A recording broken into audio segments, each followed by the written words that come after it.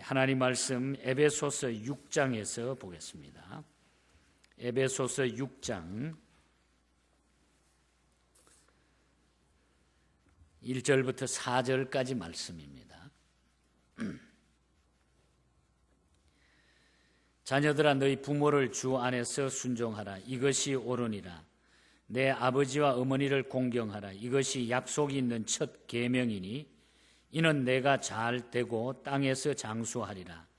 또 아비들아 너희 자녀를 노엽게 하지 말고 오직 주의 교양과 훈계로 양육하라. 아멘.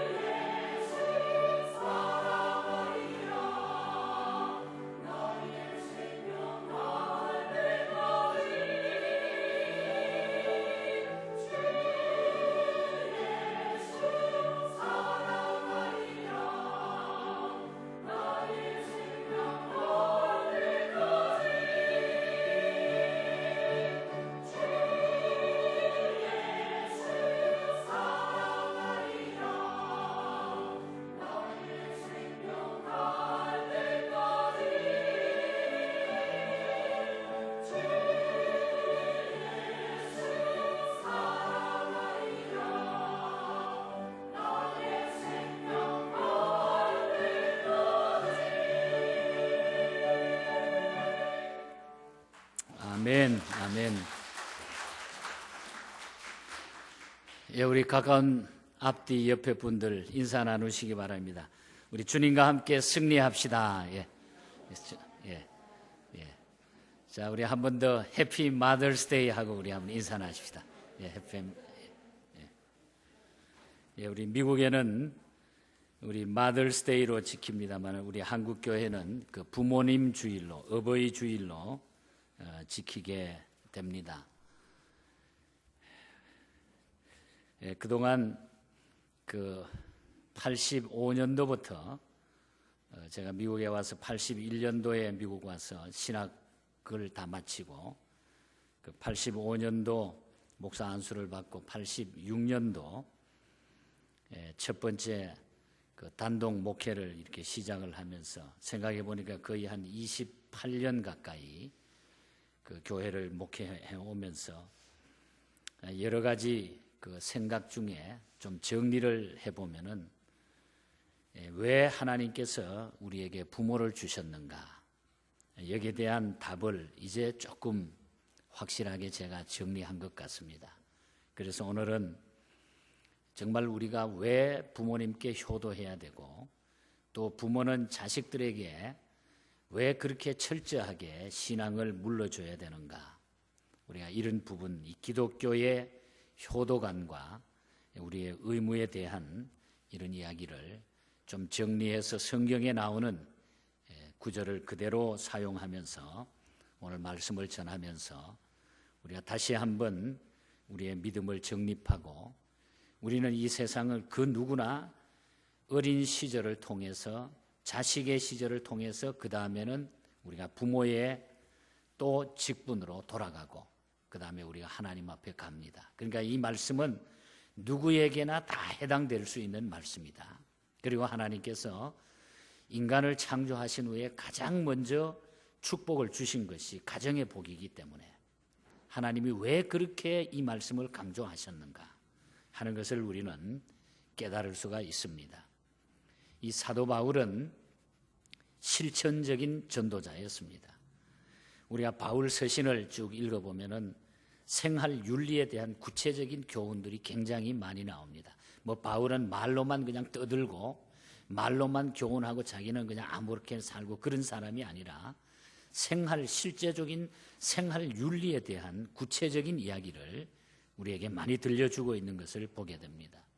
예를 들면 에베소서 5장 23절에서 33절에 보면은 부부의 윤리에 대해서 이야기합니다. 부부가 무엇인가?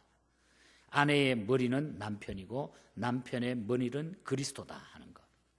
그리고 이 부부 간의 그 윤리를 주님과 우리의 관계, 교회와의 관계를 들어가지고 철저하게 부부 삶을 우리에게 가르쳐주고 있습니다.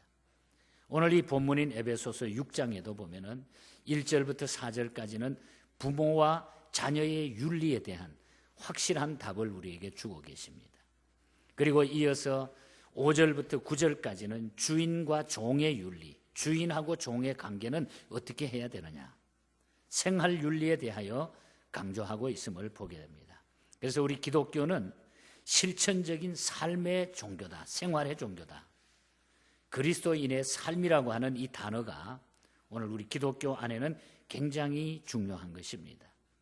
말만 잘하는 그리스도인이 아니라 생활 속에, 삶 속에 나타나는 이 열매들, 실제로 삶 속에 이것이 적용이 돼야 되는 것이 오늘 우리 기독교의 윤리관인 것입니다.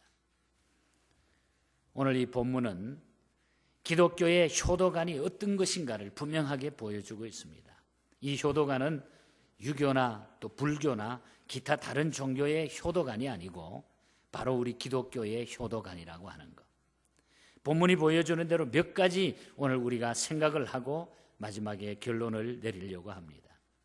오늘 첫 번째로 함께 우리가 생각하고 싶은 것은 10계명 중에 제5계명을 하나님이 우리에게 주셨다고 하는, 약속 있는 첫 계명으로 5계명을 주셨다고 하는 이 5계명의 의미를 먼저 생각을 해보겠습니다.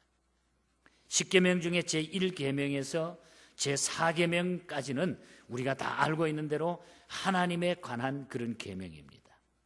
그리고 5계명부터 마지막 10계명까지는 사람에 관한 그런 계명입니다. 그런데 부모를 공경하라 하는 이 제5계명은 사람에게 관한 계명들 가운데서 첫 번째로 나오는 계명입니다. 사람에 관한 계명을 가운데서 사람을 향한 계명 가운데서 효도에 관한 계명을 제일 중요하게 보신다 하는 것을 알 수가 있는 거예요. 그것을 제일 첫 번째 계명으로 우리에게 주시기 때문입니다. 동시에 효도하는 제5계명은 오늘 바울이 본문에서 뭐라고 말합니까? 약속이 있는 첫 계명이다. 약속이 붙어 있다는 얘기죠.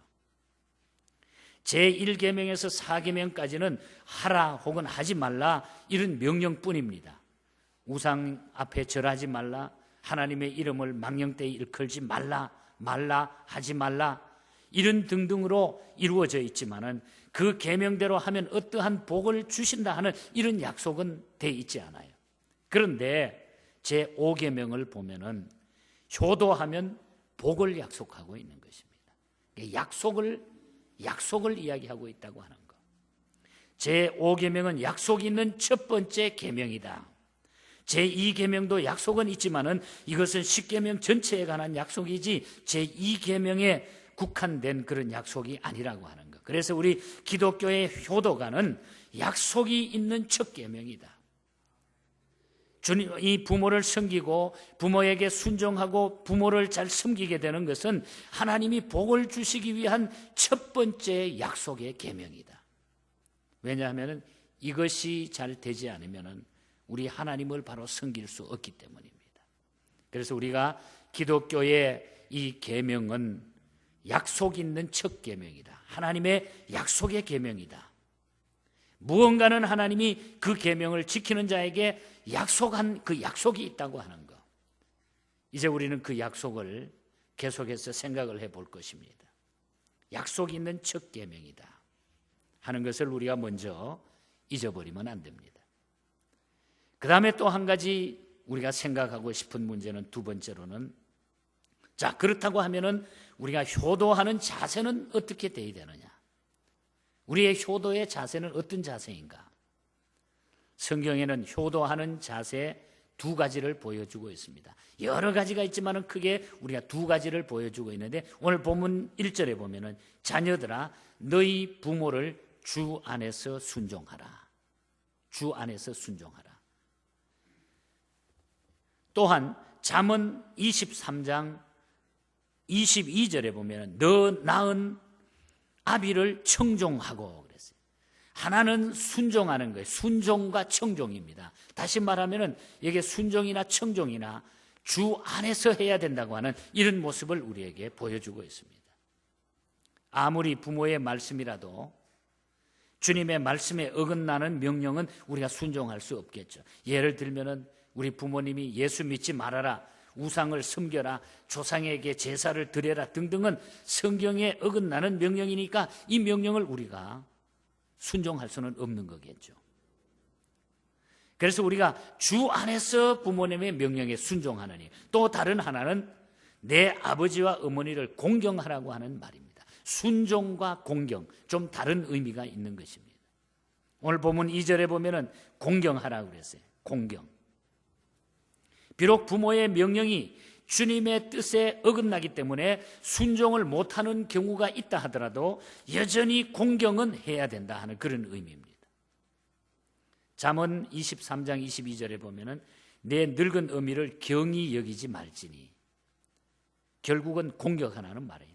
또 히브리서 12장 9절에 보면은 또 우리 육체의 아버지가 우리를 징계하여도 공경하였거늘, 다른 때는 물론이거니와 부모님들께서 우리를 징계할 때도, 우리를 나무랄 때도 부모님을 공경하라 하는 그런 의미입니다.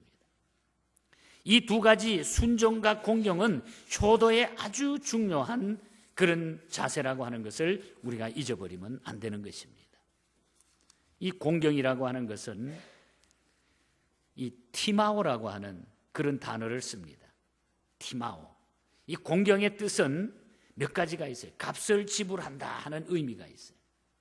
그리고 보답해야 된다고 하는 의미가 있습니다. 그리고 즐겁게 해드린다고 하는 것. 우리가 부모님을 공경한다고 하는 것은 어떠한 값을 지불할 정도로 아주 즐겁게 해드리라고 하는 그런 얘기, 보답을 해드리라고 하는 그런 의미입니다. 잠언 23장 25절에 보면은 내 부모를 즐겁게 하며 너 낳은 어미를 기쁘게 하라 그랬어요. 또 디모데전서 5장 4절에 보면은 만일 어떤 과부에게 자녀나 자손들이 있거든 저희로 먼저 자기 집에서 효를 행하여 부모에게 보답하기를 배우게 하라. 이것이 하나님 앞에서 받으실 만한 하느니라. 우리가 즐겁게 해드리는 것, 부모님을 기쁘게 해드리고 먼저 자기 집에서 효를 행하여 부모에게 보답하기를 배우게 하라. 부모님이 우리를 낳아주시고 우리를 길러주신 그 부모님에 대한 그 어떤 일들에 대한 우리는 부모님에게 보답할 수 있는, 즐겁게 해드릴 수 있는 이런 자녀들이 돼야 된다는 거예요. 이것이 바로 우리 기독교 안에서 효도하는 자세입니다. 우리가 보지만은 효도한 자녀들에게는 많은 축복이 주어졌던 것을 우리가 알 수가 있죠. 그러나 불효한 자식에게는 그런 축복이 없었던 것을 우리는 너무나 잘 알게 되는 것입니다. 자, 우리는 먼저 두 가지를 생각을 했습니다. 자, 어떻게 우리가 10계명의 첫째 계명을 어떻게 약속하셨는가 하는 것을 말씀을 드렸고, 그 다음에 우리는 효도하는 자세는 우리가 순종과 우리가 공경해야 된다고 하는 이 자세를 말씀을 드렸습니다. 그 다음에 우리가 생각하고 싶은 것은 효도 뒤에 주어지는 두 가지 축복이 있어요. 자, 그러면 우리가 이 하나님의 말씀대로 우리가 효도했을 때에 하나님께서는 그 약속 있는 첫 계명으로 약속을 했기 때문에 효도했을 때에 어떤 축복을 주느냐. 물론 여러 가지 축복이 있지만은 두 가지로 줄여서 말씀을 드리면은 하는 일들이 다 잘 된다 하는 축복이에요. 하는 일들이 다 잘 된다. 오늘 본문의 6장 3절에 보면은 이는 내가 잘 되고 그랬어요. 이는 내가 잘 되고. 신명기 5장 16절에도 보면은 그리하면 너희 하나님 여호와께서 내게 준 땅에서 내가 생명이 길고 복을 누리리라 그랬어요. 하는 일이 다 잘 된다. 이 세상에 사는 사람치고 자기 일이 잘 되기를 원치 않는 사람이 누가 있겠습니까? 그런데 모든 사람이 바라는 잘 되는 방법은 부모에게 순종하고 공경하는 일이에요. 이것은 하나님이 우리에게 약속해 놓은 첫 번째 계명이라는 얘기죠. 부모님에게 불효하고 잘 되는 사람이 없습니다. 오래가지 못합니다. 수십 년을 목회하면서 교인들을 쭉 보면서 주변의 환경을 보면서 많은 생각이 왔어요. 설교를 준비하다가 생각을 해보니까 분명히 눈에 다 보였습니다. 정말 부모에게 효도하고 순종한 가정들, 그 자녀들은 다 잘 되고 있는 모습이 보여요. 그러나 부모에게 공경과 순종하지 않는 그 자녀들이 잘 안 되는 것이 눈앞에 그대로 나타나고 있습니다. 하나님의 약속이기 때문에, 첫 번째의 약속이기 때문에, 하나님이 우리 인간을 만드시고 우리 가정을 주시니 첫 번째의 축복의 약속이기 때문에 그 약속이 그대로 이루어지고 있다고 하는 것, 하는 일이 다 잘 된다고 하는 것. 그리고 또 다른 하나의 축복은 장수의 축복이에요. 장수한다, 오래 산다. 오늘 6장 3절에 땅에서 장수하리라 그랬어요. 땅에서 장수하리라. 여기에 장수라고 하는 것은 땅에서 아주 잘 되면서 오래오래 산다, 잘 되면서 오래오래 지속이 된다 하는 그런 의미입니다. 이 두 가지는 서로 소용없고 아무리 장수해도 우리가 어떤 데는 잘 되지 못한 장수라고 하면 그건 더 괴롭죠. 힘들면서 오래오래 사는 것은 더 괴롭죠. 잘 될 뿐만 아니라 잘 된 상태에서 장수까지 한다고 했으니까 참된 축복이 아닐 수가 없는 것입니다. 이건 하나님의 약속이에요. 제 이야기가 아니라 우리 하나님이 이미 10계명을 통해서 약속을 통한 계명으로 우리에게 제일 먼저 주신 것입니다. 사랑하는 교회 여러분, 우리는 혹은 자녀로서, 우리는 부모로서 이 놀라운 효도 뒤에 주어지는 이 두 가지 축복의 약속, 땅에서 잘 되고 장수하는 이 축복을 우리 모두가 다 받아 누릴 수 있기를 주님 이름으로 축복합니다. 여러분, 효도 뒤에 주시는 축복이에요. 자, 그 다음에 성경에 저는 또 하나 말씀드리고 싶은 것은, 자, 효도 뒤에 주어지는 축복도 있지만 성경에 보면 너무나 무섭게 불효함으로 받는 화가 있다고 그랬어요. 불효자들에게 나타나는 화가 있다고 그랬어요. 크게 세 가지만 말씀을 드리려고 합니다. 정말 무서울 정도로 하나님께서는 엄청난 이 화에 대한, 불효자의 화에 대한 이야기를 우리에게 들려주고 계십니다. 첫 번째는 죽임을 당한다 그랬어요. 불효자에게는. 출애굽기 21장 15절에 보면은 자기 아비나 어미를 치는 자는 반드시 죽일지니라. 또 출애굽기 21장 17절을 보면은 그 아비나 어미를 저주하는 자는 반드시 죽일지니라. 어미나 아비를 치는 자, 또 치지는 않는다 할지라도 저주하는 자까지 다 죽이라 그랬어요. 예외나 가치가 있을 수가 없다는 얘기죠. 반드시 죽이라 그래요. 반드시. 얼마나 강한 명령입니까? 신명기 21장 18절에서 21절에 보면은 이런 말씀이 나옵니다. 사람에게 완악하고 패역한 아들이 있어 그가 아비의 말이나 그 어미의 말을 순종치 아니하고 부모가 징책하여도 듣지 아니하거든 그 부모가 그를 잡아가지고 성문에 이르러 그 성읍 장로들에게 나가서 말하기를 우리의 이 자식은 완악하고 패역하여 우리 말을 순종치 아니하기 때문에 방탕하며 술에 잠긴 자라.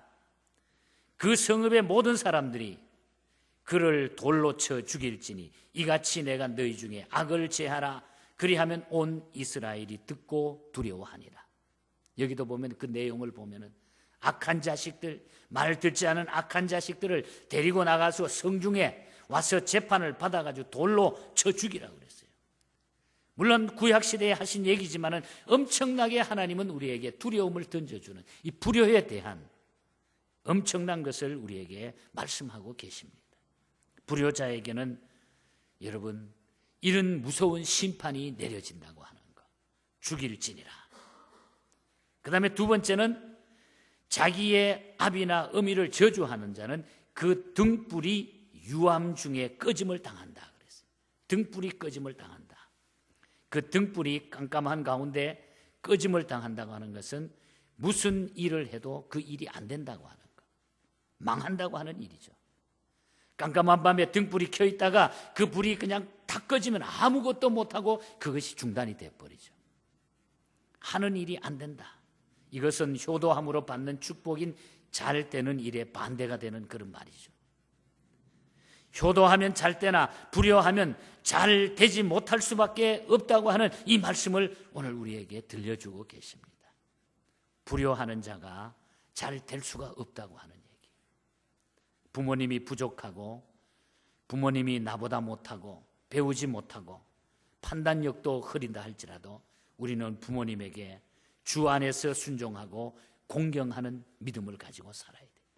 그것이 하나님이 우리에게 주신 첫 번째 약속이에요. 약속. 그렇게 하지 않고 우리가 하나님을 사랑할 수 없다고 하는 것이 오늘 하나님의 약속인 것입니다. 그리고 또 하나의 화는 세 번째는 객사하게 된다. 죽게 되는데 객사하게 된다 그랬어요. 잠언 30장 17절에 보면은 아비를 조롱하며 어미를 순종하기를 싫어하는 자의 눈은 골짜기에 까마귀에게 쪼이고 독수리 새끼에게 먹히리라.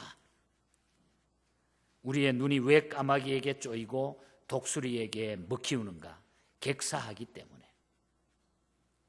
그러니 불효하는 자는 죽을 때에도 제대로 죽지 못하고 밖에 나가가지고 돌아다니다가 죽을 자리도 없다는 얘기예요. 누가 걷어둘 사람도 없다는 얘기예요. 객사하게 되니까 이 날아가는 까마귀와 독수리가 와서 눈을 쪼아먹고 시체를 쪼아먹는다는 얘기예요. 얼마나 끔찍한 일입니까? 이것이 부모에게 불효하는 자가 받는 화라고 하는 것. 무서운 이 심판을 우리에게 알려주고 계시는 것입니다. 효도의 축복과 그다음에 불효의 화를 우리는 기억했습니다. 오늘 우리 모두는 성경대로 부모에게 효도하며 성경이 약속한 축복을 받을지언정 불효하다가 성경이 언급한 화를 받는 자가 되어서는 안 된다. 두려움으로 우리가 하나님 앞에 살아가야 돼. 왜 그렇게 중요한가? 부모가 중요한가? 이거는 하나님을 섬기는 첫 번째 관문이기 때문에 그래요. 자, 그러면 제가 이제 마지막으로 우리 부모님과 오늘 우리들의 입장에서 마지막 한 가지의 말씀을 오늘 4절의 말씀을 생각해 보려고 합니다. 또 아비들아 너희 자녀를 노엽게 하지 말고 오직 주의 교양과 훈계로 양육하라. 자, 우리가 부모가 되고 선배가 되었을 때에 우리가 자녀들을 우리가 어떻게 양육하느냐, 어떻게 교육하느냐, 우리의 책임이 참으로 중요하다는 얘기죠. 어린 시절을 자라가지고 결혼하고 가정을 갖고 나서 우리가 자녀들을 어떻게 양육해야 되느냐. 이 자녀들의 모든 영향은 우리도 그렇게 컸습니다마는 어머니와 아버지의 영향이 제일 큰 것입니다. 왜? 어머니와 아버지가 가정의 교사요, 선생이요, 모든 것이 다 되어주기 때문에. 그래서 우리 부모의 존재, 어머니의 책임이 얼마나 중요한가 하는 것을 우리는 알게 됩니다. 오늘 여기 보면은 자녀들을 노엽게 하지 말라, 노엽게 하지 말라고 하는 본이 되라 하는 그런 의미. 본이 되라. 자녀들의 본이 되라. 우리가 역사를 보더라도 어머니의 역할이 얼마나 중요했던가.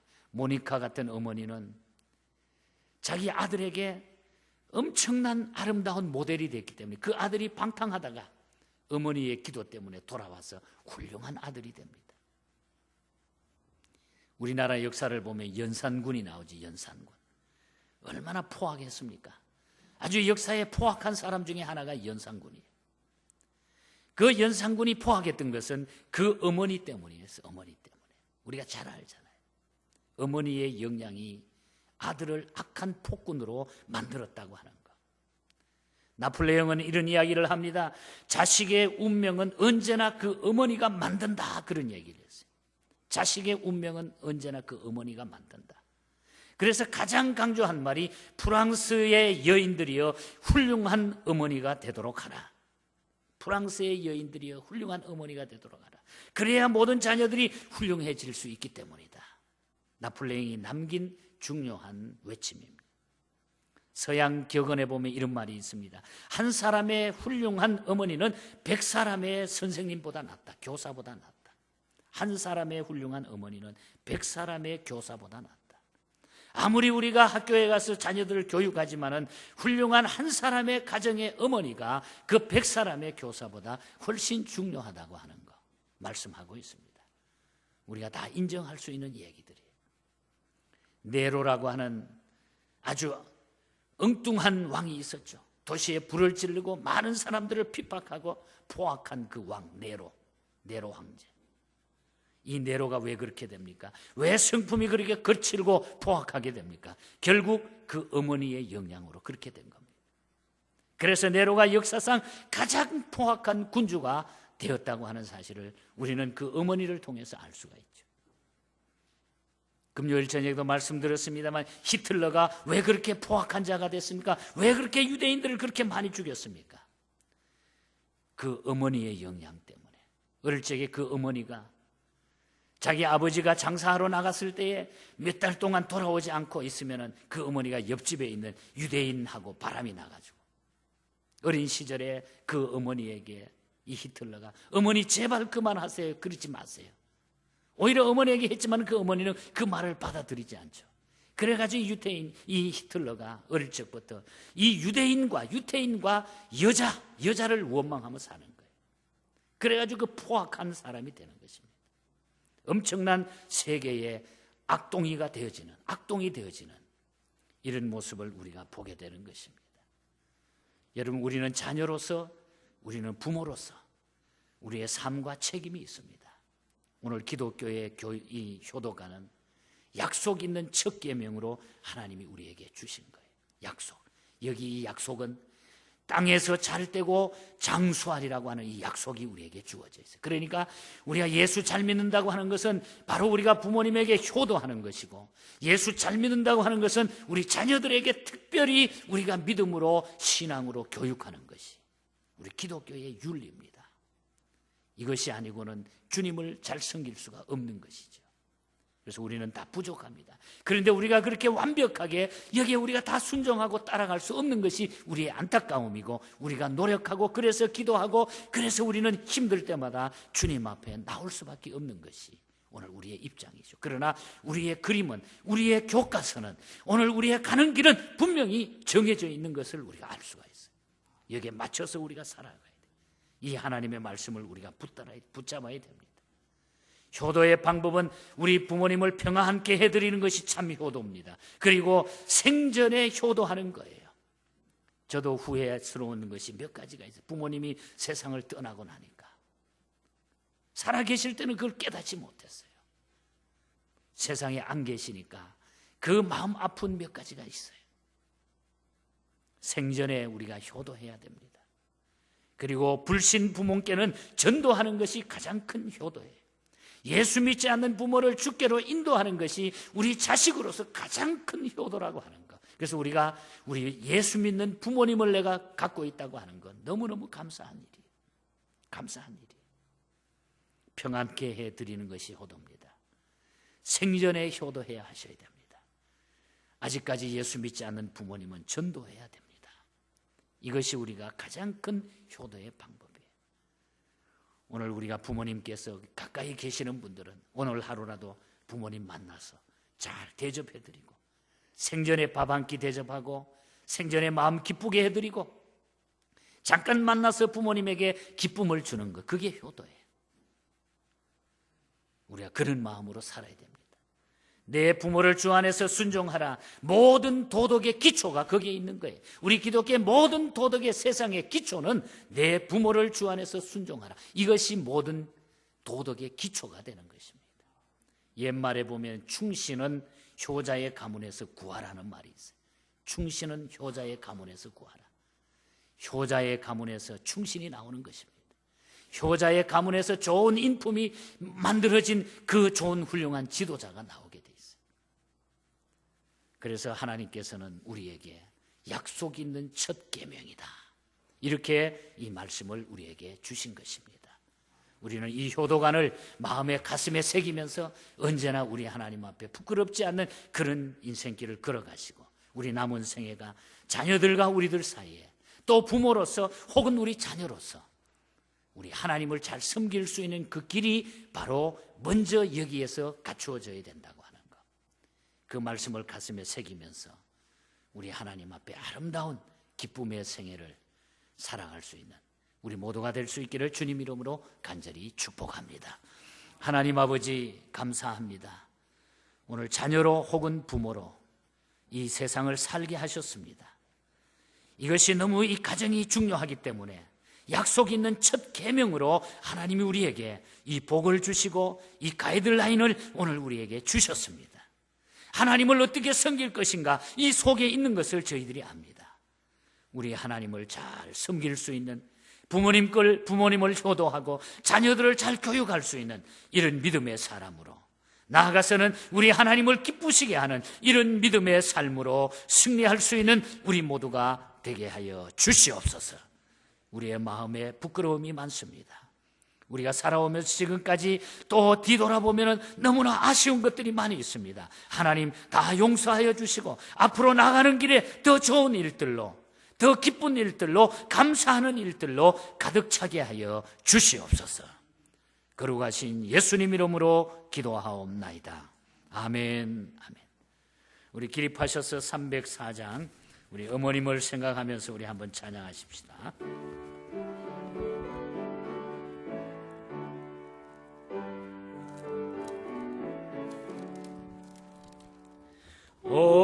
어머님의 넓은 사랑 귀하고도 귀하다.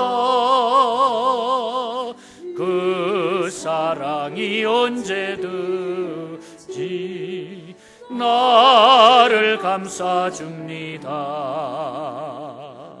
내가 울 때 어머니는 주께 기도드리고, 내가 기뻐 웃을 때에 찬송 부르십니다. 아침 저녁 읽으시던 어머니의 성경책, 손때 남은 구절마다 모습 본 듯합니다. 믿는 자는 누구든지 영생함을 얻으리. 외워주신 귀한 말씀 이제 힘이 됩니다. 홀로 누워 괴로울 때 헤매다가 지칠 때 부르시던 찬송 소리 귀에 살아옵니다. 반석에서 샘물 나고 황무지가 꽃피니 예수님과 동행하며 두려울 것 없어라. 온유하고 겸손하며 바르고 굳세게 어머니의 뜻 받들어 보람 있게 살리다. 풍파많은 세상에서 선한 싸움 싸우다 생명신에 흐르는 곳 길이 함께 살리라. 이제는 교회의 머리가 되시며 죄악 가운데서 우리를 구원해 주신 예수 그리스도의 크신 은혜와 하나님 아버지의 놀라우신 사랑과 성령님의 교통 충만 위로 역사하심이 이 땅에 부모님을 주시고 가정을 주셔서 부모님을 공경하고 순종하라고 하신 그 말씀을 받고 보이는 부모님을 통하여 보이지 않는 우리 하나님을 섬기는 이 놀라운 가이드라인을 받고 이 말씀에 순종하여 약속이 있는 첫 계명으로 주신 이 말씀을 붙들고 승리의 생애를 살고자 다짐하는 사랑하는 온 교우들과 우리 교회 위에 저 중국에 흩어져 있는 모든 성도들과 교회 위에 이제로부터 영원토록 함께 있을지어다. 아멘. 아멘.